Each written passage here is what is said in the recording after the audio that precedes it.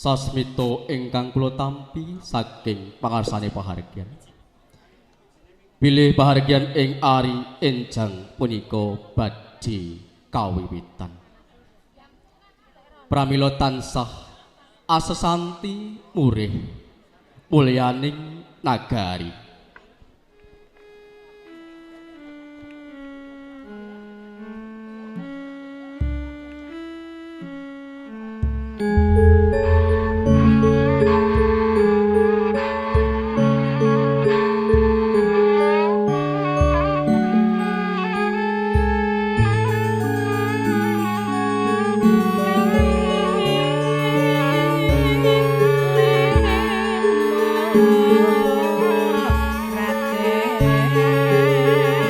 Assalamualaikum warahmatullahi wabarakatuh.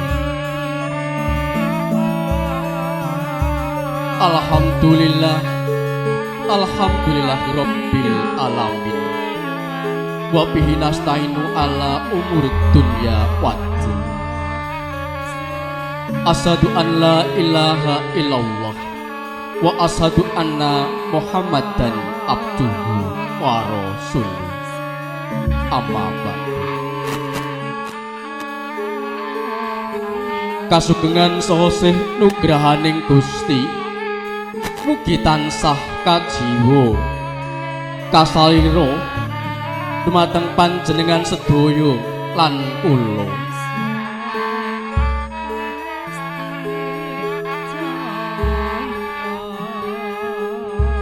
Kanthi linambaran pepayunging budi rahayu miwah sagung pakurmatan nuninggih katur para pepunden, para sesepuh, para pinesepuh ingkang hanggung hamestuti dumateng papoyaning kautaman, para pangemban-pangembating praja sarata satriyaning nagari ingkang rinten dalu tansah tumungkul minangka pandam pandoming para kawula dasi.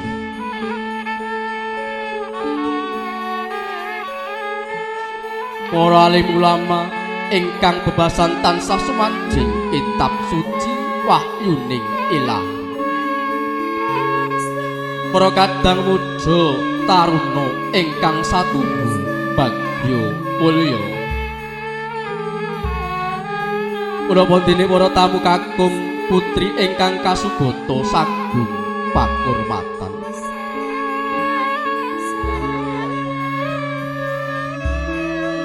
Amit pasang kalimantabe ilo-ilo dina sinabena ing ilo duni tinebehna ing tulak sarik genya kula kumawani adeg cumantaka ing ngarsa para lenggah sedaya satemahang-irangi trap sila lan singlar saking tata krama. Awit karana mundi dawuh timbalanipun Bapa Ulyana Ibu Sumarsi. Kula kinen ngaturaken pratelaning tata cara lan mratitesaken lampahing pahargyan ing ari enjang punika. Pramila minangka pamiyak ing warana kang kinarya trapsilaning kanja.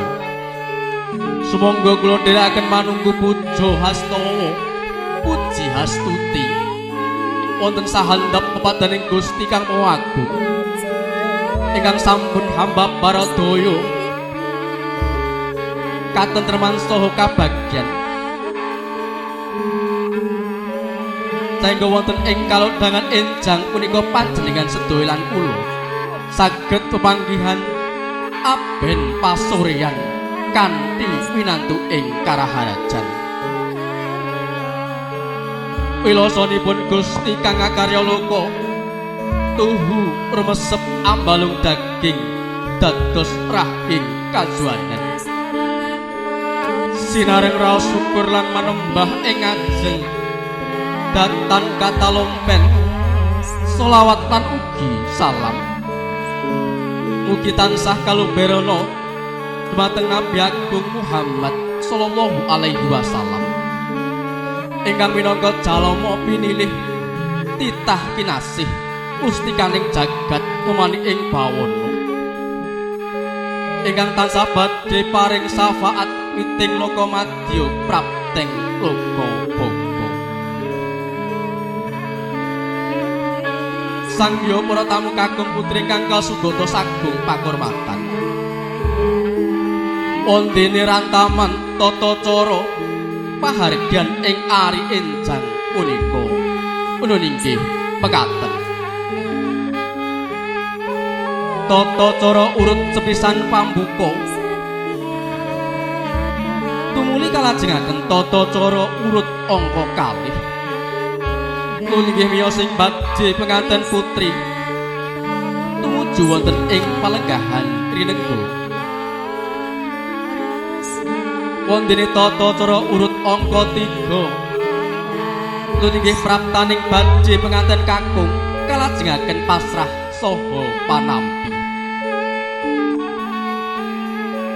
Wondene tata cara urut angka sekawan inggih panggih penganten kalajengaken robongan jangkep kantos dumugi tata cara sungkeman.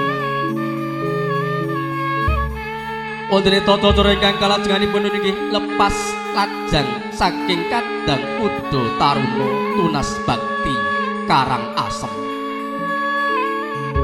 Tumuli kalajengaken tata cara ingkang kalajenganipun inggih foto pangeston. Wondene tata cara urut angka 8 inggih atur pambagyo juwana saking pamengkugati. Wondene tata cara ingkang kalajenganipun urut angka 9 inggih kirap penganten. Paripurna tata cara kirap panganten tumuli kalajengaken tata cara sebar ujik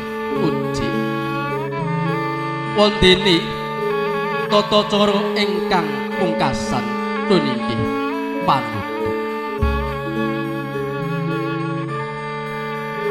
Para tamu sinedahan kakung putri ingkang kasugata sagung pakurmatan menggah mekaten rantaman tata cara ingkang badhe kalampahan wonten ing enjang punika.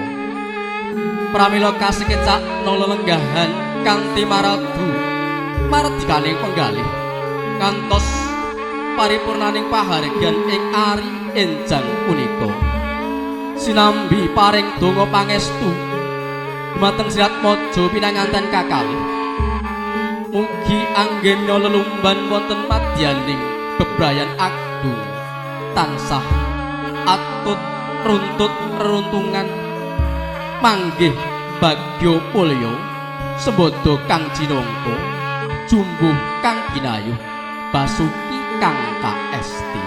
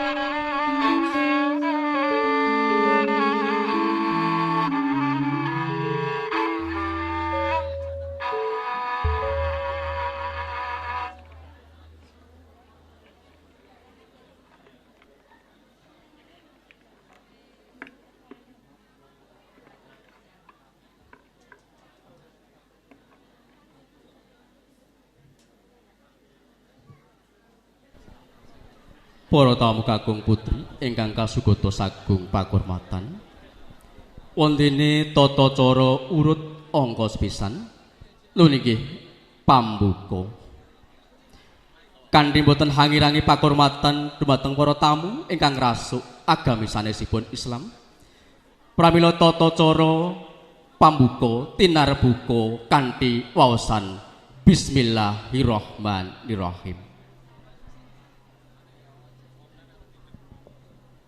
Para tamu kakung putri ingkang kasugata sagung pakurmatan, wondene tata cara urut angka kalih.